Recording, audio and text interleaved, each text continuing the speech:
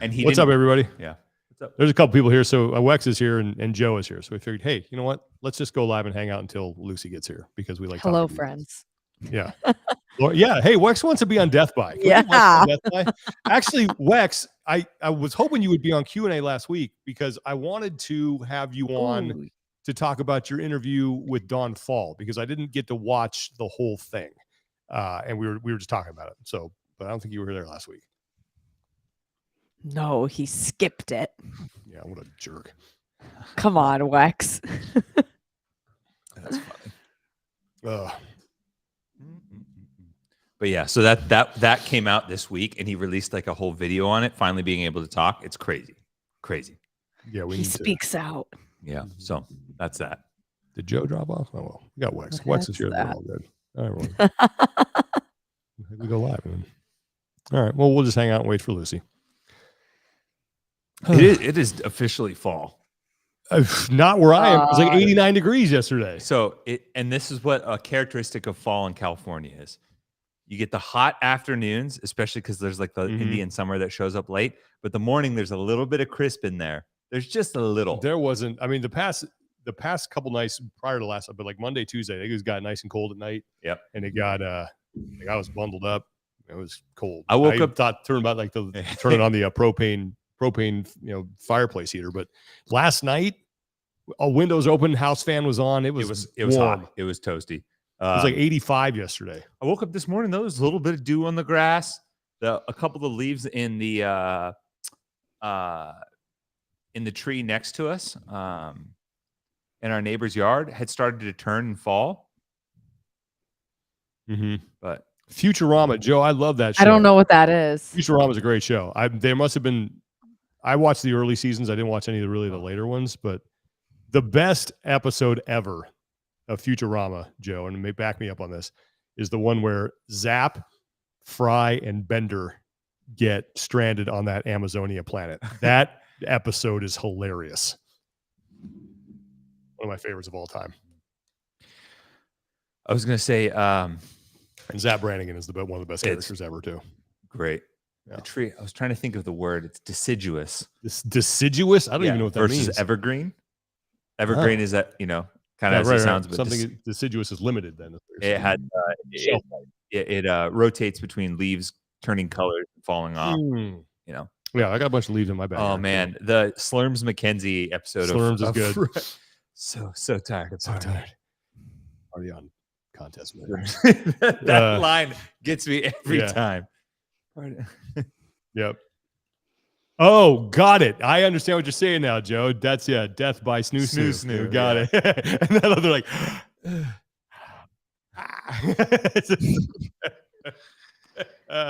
Zap Brannigan's the best in that episode. They make fun women's basketball. What? Did you explain how the women's inability to dunk is made up for by their great fundamentals? They still make fun. The men must die. So good. Oh, that was. I feel like early on, Futurama didn't get its due because everyone was like hoping it would be another Simpsons type thing. It's so good. And then eventually, like as they got along, they realized just how good it was. Futurama is the best. Zoidberg. Zoidberg's awesome. Bender's character is fantastic. All right, we got Lucy here. Let's bring her on. Boom. Hi. What's up? Hello, Lucy. Hello. I'm going to press record there. How are you? Not bad. How are you? We're doing well. So we're just going here. We got a couple people hanging out. So I don't know if anyone's gonna have questions in the comments. Maybe not. But you want to just get started here? Yeah. Okay. All right. Here we go. 3, 2, 1. Let's bring in our guests. Joined now by Lucy Campbell. Lucy, how are you? Yeah, not bad. Thank you. How are you? I'm good. Well, just saw the brace on the left wrist. Now, for people who aren't familiar with kind of what's been going on with your left wrist saga, can you take us back to the beginning and just sort of walk us through everything that has happened up until now? Yeah. How long have we got? All the time you need. It is a long story. Yep.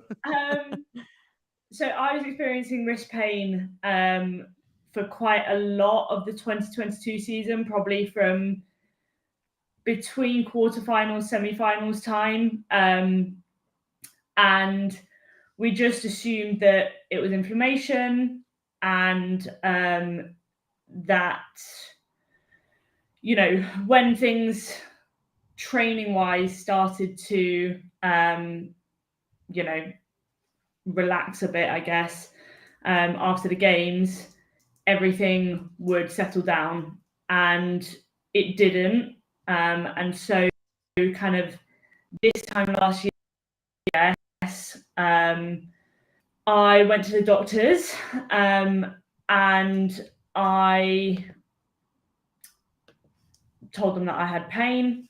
Are you guys still there? Because I cannot see anyone. We are still there. Yeah, Sorry, yeah, we just do that so our viewers aren't looking at us while you're talking. That's Yeah. it. So Keep going. weird. All right. You look better than If us. you find that unsettling, I won't do it anymore. There we go. I'll just leave it this way. So yeah, went to the doctors the first time, and he suggested, so had scans.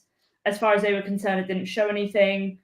So he suggested a cortisol injection to reduce the inflammation. So he did that there and then, which is what they would call blind. So there was no ultrasound guidance. He just kind of stuck a needle into my wrist, put the cortisol injection in, and yeah, that one didn't work. So then I went to a different doctor who was a more sport specific doctor who'd worked with gymnasts and divers and all this sort of thing. And he looked at the scans and again said that the scans didn't really show anything. So he gave me another steroid injection, but this time it was ultrasound guided. So they had basically pinpointed the area of biggest inflammation and stuck the needle in there. And then that didn't work again. And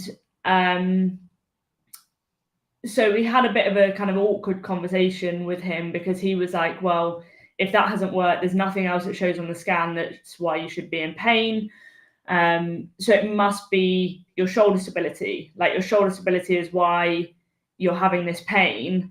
Because I'm quite mobile and you need a high level of stability to kind of carry that. And my coach and I were on the call and we were like, no, my shoulders are quite stable, and he wasn't really having any of it. But we kept sort of pushing back because we wanted him to offer a potential surgical intervention there, because we knew that there was one available, and neither of these, we just weren't really buying the whole stability thing, I guess. And so eventually he did. Go on. I was going to say, quick question. When you say surgical intervention at that point, was there an idea of what it could potentially be?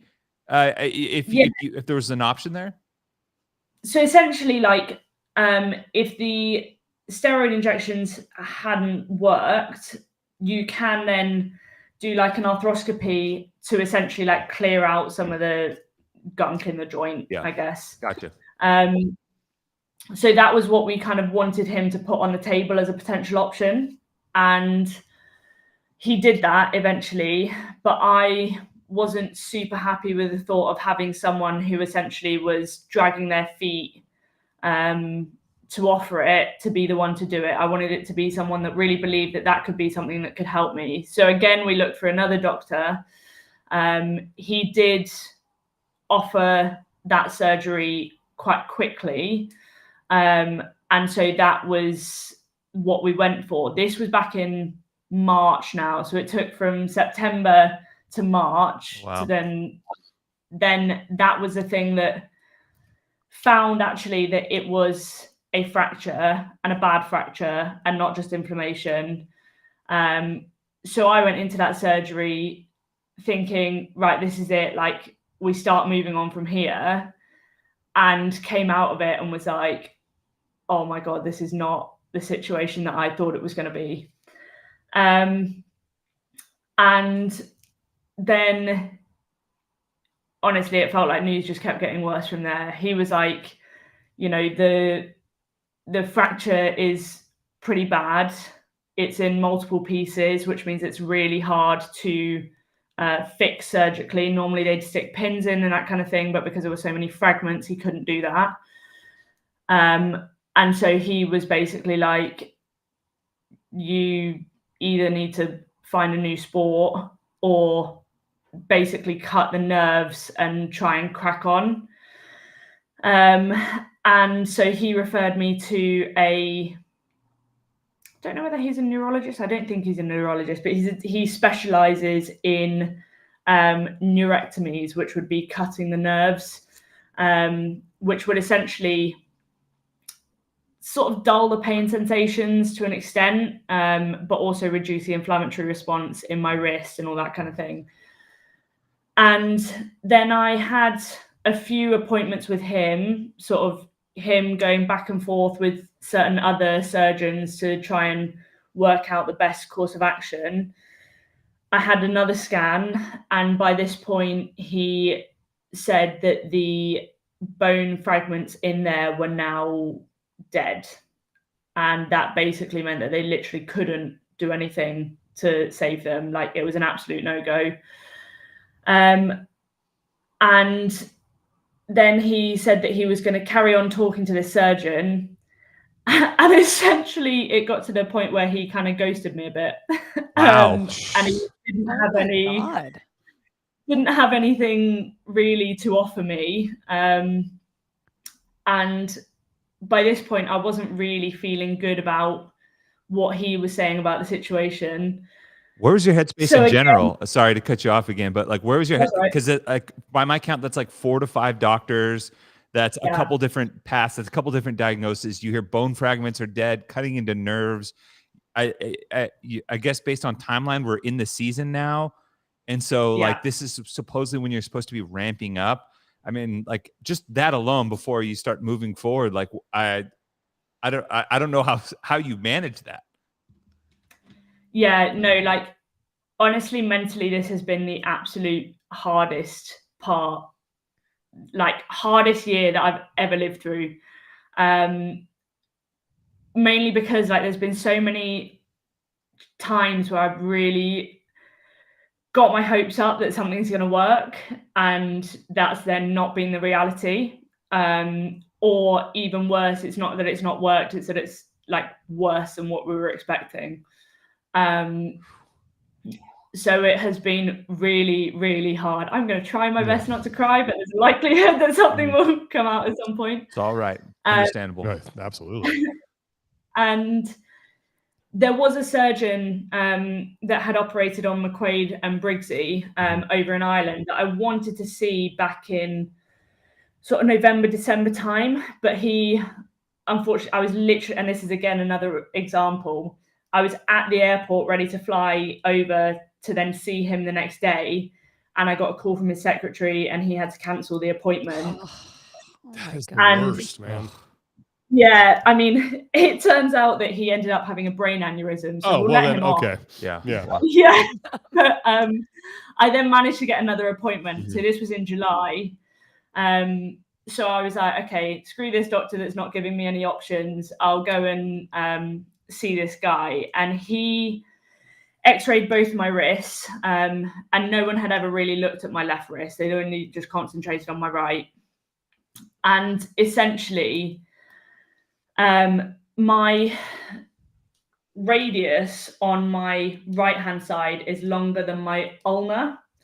So the knock-on effect of that, whereas it should be level, and it's level on my left hand side, the knock-on effect of that, and this is my very basic understanding of like physiology and whatever, is that with the loading that we do in CrossFit, essentially like most of the load should go through your radius and should be taken through your radius. But because it's not level, it was then essentially kind of, I guess, dissipating force out to other bones in my wrist. And over time, the knock-on effect of that was that it was breaking my lunate bone, which is the bone in your wrist there. Oh. Wow. And so he came up with the wacky idea. I told you this was a long story. The wacky idea to shorten my radius.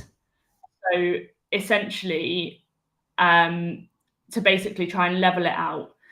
But then also, because there was no chance of them actually going into my wrist and fixing my wrist bone, but the the capsule that your bone sits in was still alive and still holding the place for where my bone should have been, he wanted to try to stimulate bone growth in that capsule to essentially try to grow a new bone.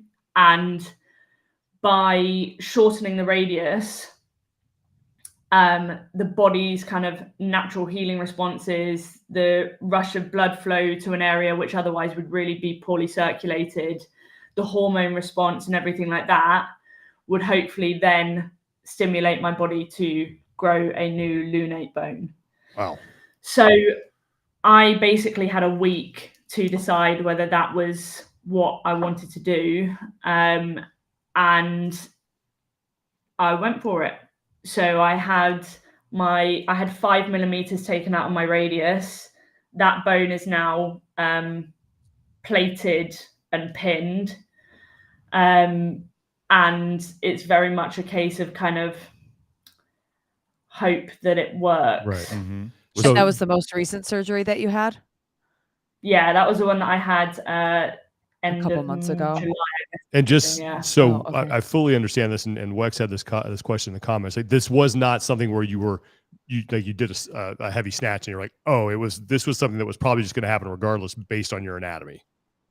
Yeah, so I think there's an element of like genetics there that it is understood that this is a genetic issue with the forearm bones, but no, for a long time we did think that it was a clean back in April or February. I can't remember. It was like beginning of the year.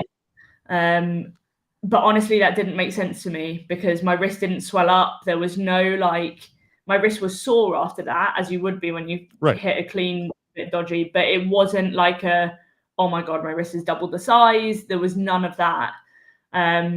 So that I didn't understand how that could be the thing that did it. But yeah, genetics. Mm-hmm. Yeah. So have they given you a timeline of what the healing process is like and whether you can eventually go back to high level elite CrossFit training?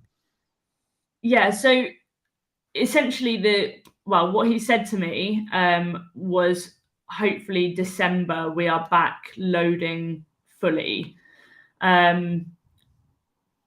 It's still a very much take it bit by bit type situation. So I've started loading. It's a day-to-day cast that I've got to wear for another week. I've got a training cast that I have to wear. It's a little bit more solid.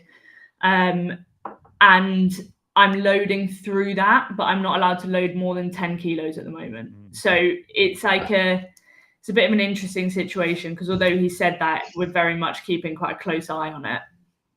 Was the surgeon who did this, who suggested this procedure, has he done this before? And did he give you any sort of, hey, this is what's happened in other people or sort of just a reasonable expectations from this? Yeah. So he said it would be a 70% chance of it working. It also depended on quite a few things. So unfortunately, had I been able to see him the first time that I wanted to see him, it would have been a higher chance of it working. Yeah. At the same time, had he suggested this surgery the first time, I probably would have been like, "Are you nuts?" Like, I'm not. Yeah.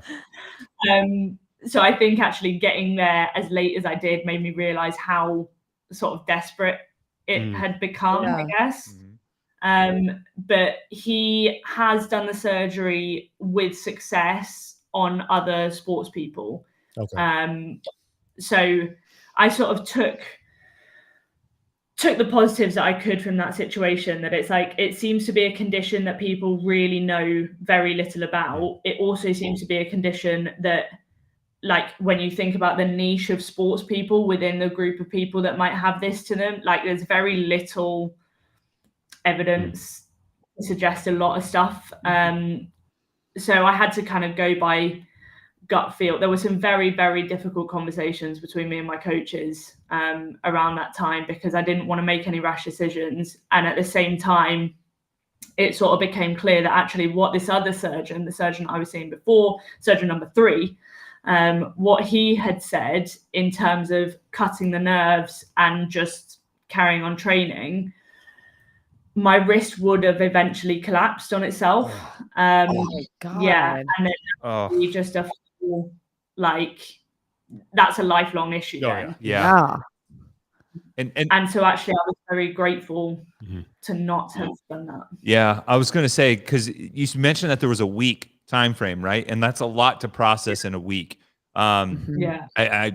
You just touched on a little bit there, but were there any other considerations that you had to kind of run through in your head during that time? Because like you said, somewhat experimental, not a lot of evidence. The alternative is potentially something even worse. And I always admire someone who has to be able to make those decisions in such a short time frame and can come to one that you're at peace with. Yeah, I think this is sort of where it was really hard. Like I ultimately had to be happy with the decision, whether or not it was the best for my CrossFit career. Like I have to think about, what happens in 20, 30, 40 years time, and will it withstand that? And I think like I am fortunate to have people around me that ask me the really hard questions that I probably don't want to hear when I'm all in on CrossFit. But, I would absolutely kick myself if I managed to squeeze out another, let's say absolute best case scenario, 5 years of CrossFit, but I had completely ruined myself after that. Like that to me would not be a successful outcome. And there was a lot of kind of, I guess, deeper discussions going on at that point in time of like, what would I be happy with my life looking like? Like if I had to step away from the sport, would I be okay with that if I could still be active in the rest of my life? And I think I would be, because my desire for like long-term health, enjoyment, longevity, like the ability to use my wrist in the long run is much more important to me than my chances of going to the CrossFit Games. And as much as I would love to go back to the games, I would hate myself for doing that at the expense of all the other stuff. And the timing is interesting too, because and I'd be curious to hear where you ultimately fall on whether it was a good thing or a bad thing. Because when this does happen, you're coming off a season where you finally do break through to the top of the sport. And you do so in a pretty notable way. You won 2 events, even if, some people got it wrong that they thought Cara won Jackie Pro when you actually won Jackie Pro. And I can see that being a good thing in that it's motivating for you to want to get back, but also a bad thing. And it can kind of be an agent of, myopia and making you think about the short term and not the long term. And I'm kind of curious where you netted out there. Yeah, it's an interesting question. I think like I definitely, I think had this been a simple fix, let's say, a very simple injury with a really obvious recovery rate, whatever, I think it would have been a really good thing. And I think it would have been good timing. And it would have been, let's say I went to the doctors in September and it was fixed by December or whatever, I would have had the time to work on the things that I need to work on and all that sort of stuff. I think the duration of how this is dragged out has really been the thing that's made it quite difficult, because like mentally I have really struggled with it. I think part of that is that like being a rookie, only having gone to the games once, like I hate the fact that I'm saying this, but like unfortunately there is a need to try to stay relevant in some ways. And I am well aware that like once at the games, that's not how I picture myself. I didn't picture myself being a one and done kind of athlete. Like I fully wanted to go back. I still want to go back and improve on my result. And I think that's been one of the hardest things, is kind of trying to step away and give myself space from the sport, and yet also feeling the need to stay relevant, to carry on being on social media, to occupy sponsors, to manage the whole sponsor situation as well. Like I have a manager, but that's harder than I was expecting, because I don't know how much of this I should say, but like contracts come down to social media usually, but there is a bit of an unspoken thing about performance in there as well, and it's not explicit, but it's something that like I've unfortunately seen the other end of this year, and that's been really sort of eye-opening and quite frustrating, but also, you know, it's taught me a lot about structures that I need to put in place for myself as an athlete, full stop, I think. So I would say that like I will fully be motivated going into the next season when I feel like there is a next season on the cards.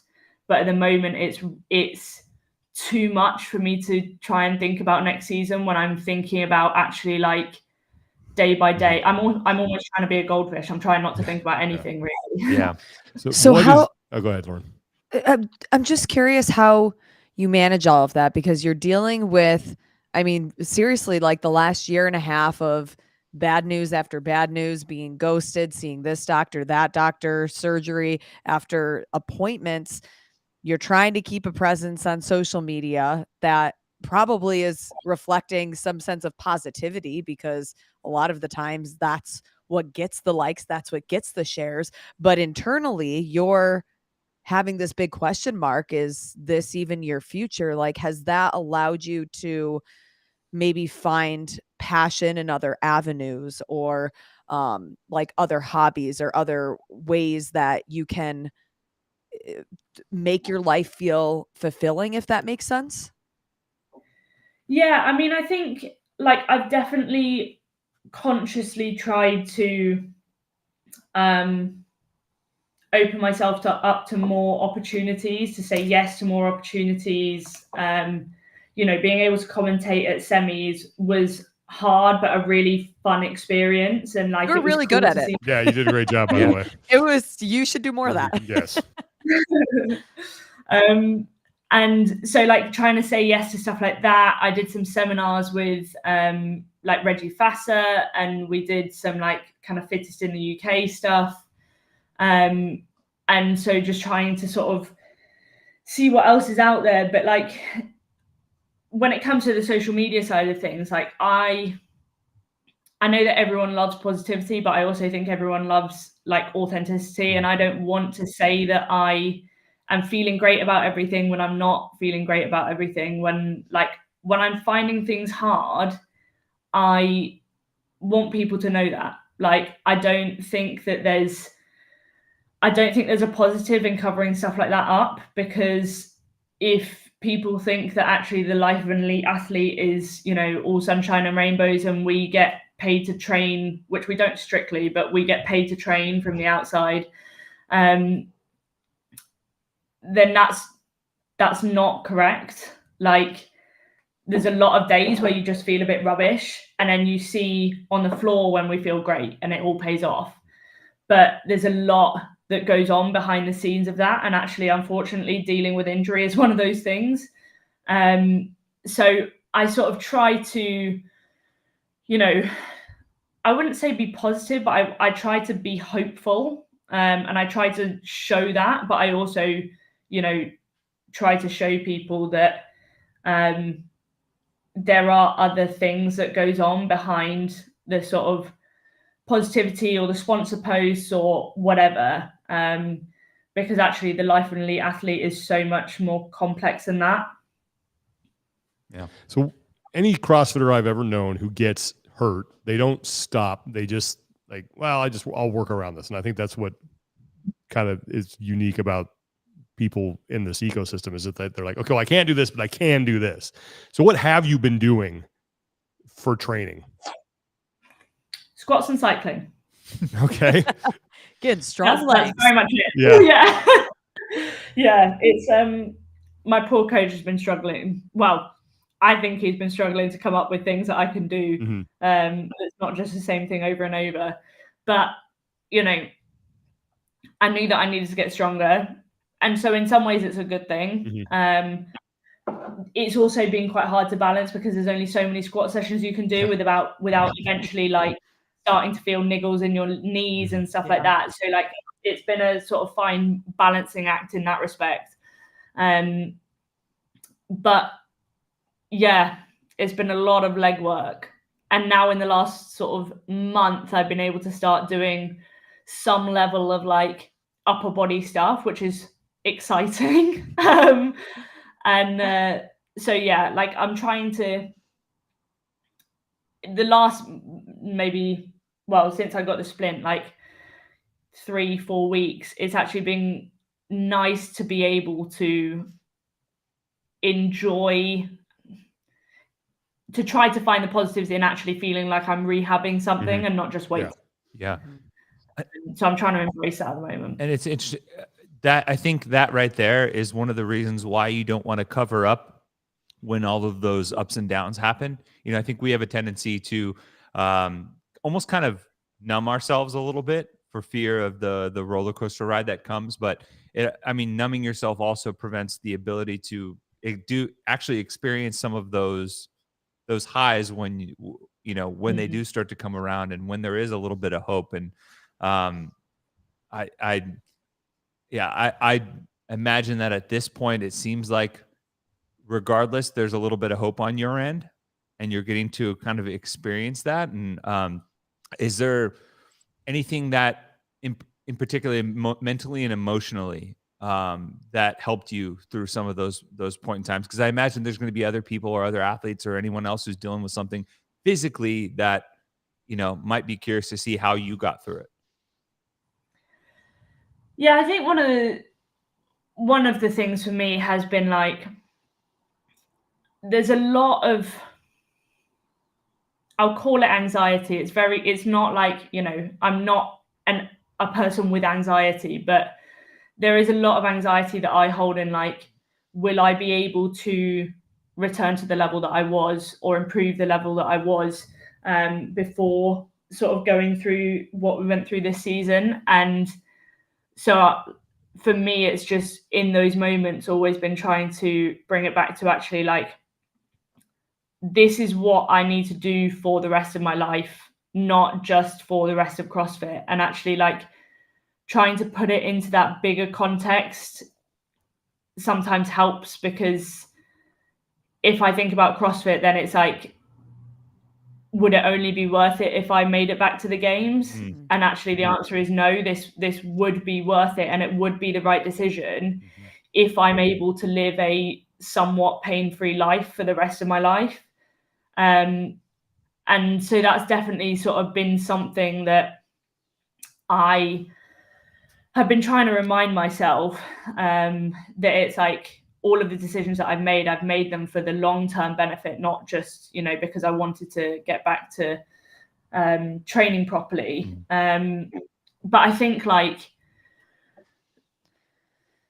I would love to say that I've had more, but that's basically been it, because there's no timeline. There's no like, oh, it'll only be a little bit. Like there was so many unanswered questions for so long. And there's still that to an extent. There's still quite a lot of unanswered questions that I just have to, I said it before, I have to be a goldfish. I have to kind of take it step by step and just really try not to think too far ahead, because that's then where I start to like feel it sort of creeping up on me. So yeah, like I used to journal quite a lot, like write stuff down, write my feelings down, write down what I was thinking and my thoughts that day. Unfortunately, writing hurts. And so that sort of got taken away from me, and I tried voice noting and stuff like that, and it just wasn't the same. Like writing for me was quite cathartic, and I took a lot of kind of relaxation from that. So that's also been a bit of a struggle to navigate over the last few months. And so you're left-handed? No, I'm right. It's my right hand. Oh, yep. Sorry, it's flipped. My bad. Sorry. Camera tricks are getting me on that one. Yeah. I was like, what are the odds that you're left-handed? But what's sort of the next, I guess, like goal or milestone? You said you could only load 10 kilos right now. Yeah. Where's the next checkpoint down the road here? Honestly, I don't even I think I've got an appointment in another 5 weeks. Okay. That'll be the point where I have more scans, x-rays to show sort of how the bone is getting along and that kind of thing. And then we'll just take it from there. My assumption will be that it would be starting to get a little bit more range in the wrist. So I can take this off and I can move it. And I do that sort of on a 2 times daily basis. So I think it would probably be from there, starting to load the wrist with stability stuff, and that kind of thing, before we then start putting dynamic stability with it. Are you in pain right now? Yeah. What do you do to manage that? Grin and bear it. Yeah. I think I've sort of had to come to terms with the fact that there's probably going to be some level of pain, even if this goes exactly to plan. Like there's going to be some level of pain. And I did have one of the nerves cut. So with a nerve that serves, you know what? I'm going to take this off. You can see the massive scar. Oh, I was going to say, like, pain, even if it goes well, sounds like CrossFit. Yeah. Yeah, exactly. So I don't know if you can see. Oh, hang on. Trying to find the angle. There we go. Oh, wow. Blow this up. So just for. Oh, yeah. Yep. Wow. So that's and I've got an awful tan line now as well. But yeah. So you're British. Don't hide. Don't play that off on the So what was the question? I was just asking what you did to manage your pain, or managing the pain, and yep. So yeah, I can move to an extent, but that's the level of extension that I've got at the moment. And yeah, just trying to sort of get a little bit more range in it. I mean, to be honest, that's not too bad given that I'm not readily moving it, but there's a certain level of pain that comes from stiffness. Okay. And this is what I was going to say. So there is a nerve that runs along here, or it must run along here, but it basically like serves your wrist, and it stops there. So it doesn't have anything to do with your hand. It stops at your wrist. And I did have that cut as part of the procedure. And basically because, and this was quite like a sort of heartbreaking bit of it, that I did ask the surgeon, like, if I do this, will my wrist be pain-free? And he was like, no, but it might be the case of, a couple of paracetamol a couple of times a week. And that I can deal with. If that's what it is, that I can deal with. So I've just kind of been trying to come to terms with the fact that there will always be some level of pain in my wrist. It's then about like, how much can I manage and how bad is that pain when we're doing what's asked of us in CrossFit. So yeah, yes, it's still painful at times, but we'll see. Yeah. You wrote a piece, or were involved in a piece for the Daily Express talking about body image that I really enjoyed. And this is kind of in that vein, I guess, because in many ways, there's this you mentioned there's just this appreciation for what your body can do and feeling strong and capable. And in many ways, sometimes injuries can kind of rob us of that in a very weird and sudden way. And I've talked about this with another friend who's had a wrist injury. I've also broken my radius bone. The wrist seems so finicky and small relative to the rest of your body, and it's kind of frustrating the way it can kind of grind things to a halt. But through it all, what you've described to us is unreal. The process that you've been able to manage and work through and stick to it. So, is there some sort of appreciation on the other side that like your body has still been able to tackle this, and that it's you've literally had to shave bone down and maybe regrow it. And Lucy Campbell has been able to kind of stick through it all. Yeah, for sure. Like I definitely think it's such an interesting one because like training has saved me through all of this. Like, it's been hard to get myself to the gym, and yet I always know that I feel better for getting myself to the gym. And so that's been like, the positive, that even though CrossFit is the cause of all of this, I also feel better for doing it. So that's sort of one of the things. It definitely also brought another side, which is that like I've lost a lot of muscle through my upper body, and I don't feel like I look like the games athlete that I used to look like anymore. And I think that's something that like I have found quite hard, especially in the last few months, where I literally haven't been using my arm at all when I've had like the cast on and after the surgery immediately and stuff like that. And I think like I was definitely more concerned about that than I was expecting. Like I was concerned about the visual aspect of it, that I was like, oh my God, I'm gonna lose all the sort of muscle in my arm and whatever. And I think that's it sort of highlighted to me that in that whole, body image journey, I'm not necessarily where I thought I was. Like I thought that something like this wouldn't necessarily rock me in the way that it has, but because there is so much of my identity that is an athlete, I really enjoyed looking like an athlete. And to me, that was like someone with, traps and delts and like, and all that sort of thing. And so to sort of watch that like disintegrate before my eyes has been a challenge for sure. And yet I also know that on the flip side, I will really enjoy the process of watching that all come back, because whether or not I'm doing it for CrossFit or I decide to, become a bodybuilder, I'm never going to do that. But like, after a time, like I will enjoy the process of getting back into that kind of thing, and like of almost rediscovering CrossFit and, doing my first barbell snatch, like even if it's an empty barbell. Those are the bits of rehab that I actually like, I look forward to, because that shows a progress. And like that's been one of the challenges of the last year, because people have been like, oh, how's rehab going? And I'm like, well, it's not really going because nothing's yet. So like it's I always go off on rambles and then forget the question again, but yes to body image. That's been interesting. Yeah, for sure.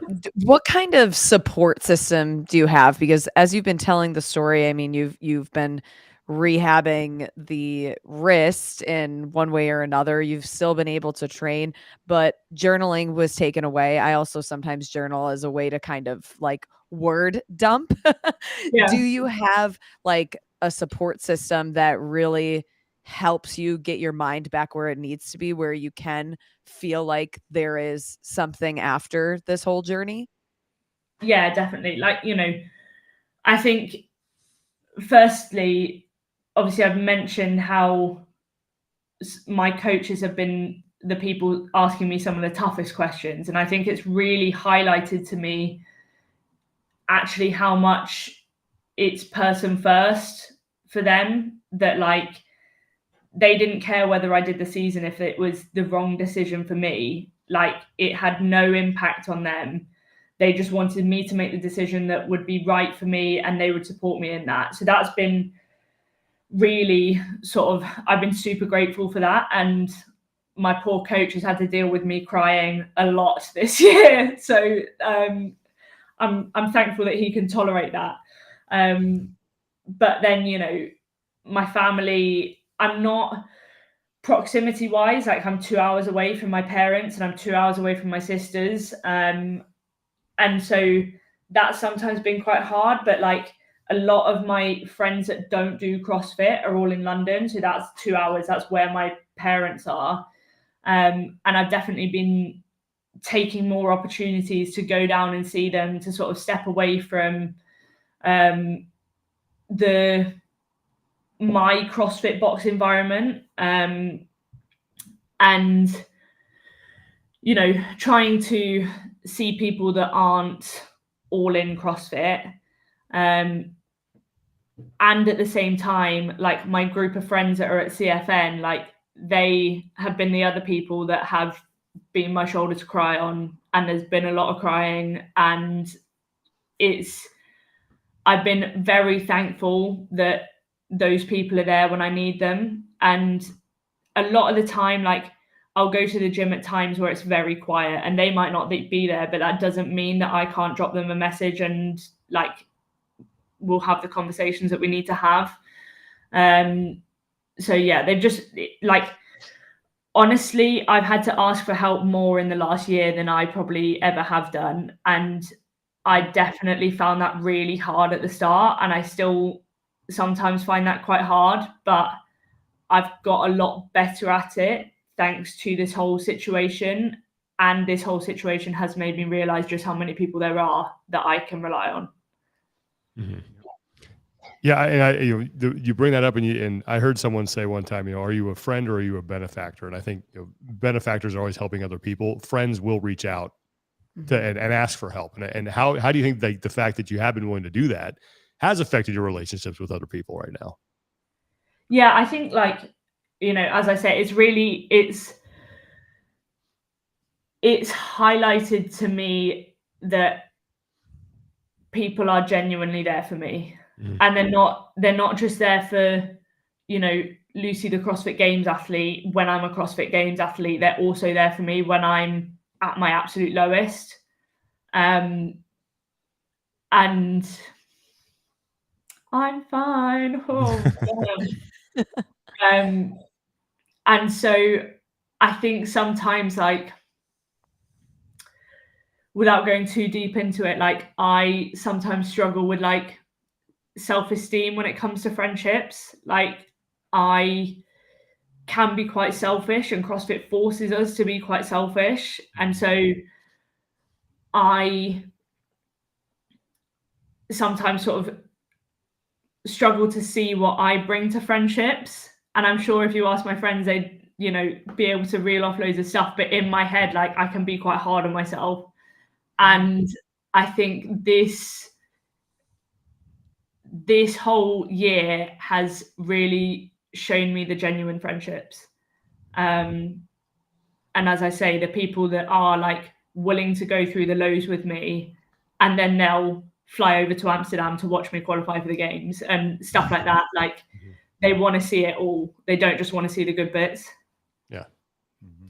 Well, Lucy, thank you so much for taking the time and sharing your story with us. And we cannot wait to see you back out there. I think given the type of person you are and the strength of character that you've shown, I'm willing to bet on that's going to happen. So probably sooner rather than later. So yeah, really looking forward to seeing you out there. And if there's anything we can do, please let us know. I'll say, and if not, I really enjoyed your commentary at the Europe semifinal. So thank you. Happy to help out. You are always welcome to hang out with us. No question. Competing first, but I'll let you know if I need it. For sure. Well, Lucy, again, thank you so much, and all the best. And take care. Yeah, thanks, guys.